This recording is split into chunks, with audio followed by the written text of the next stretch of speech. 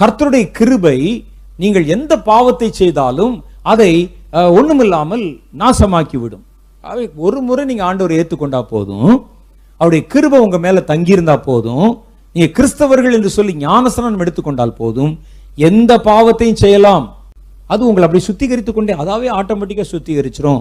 வேதம் அப்படி சொல்ல, இவன் சொல்றான் பிரசங்கத்துல, நான் கேட்டேன், ஒரு யூடியூப்ல நிறைய வருகிறது. வேதம் அப்படி சொல்ல, இவன் சொல்றான் பிரசங்கத்துல, நான் கேட்டேன், ஒரு யூடியூப்ல நிறைய வருகிறது, அதுல போட்டிருக்கிறாங்க.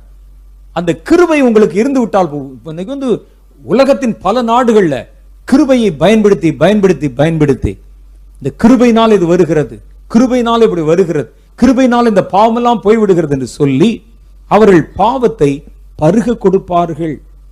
பாவத்தை நன்மை என்றும் பாவத்தை இன்பம் என்றும் அது கர்த்தரால் வந்தது என்றும் போதிப்பார்கள்.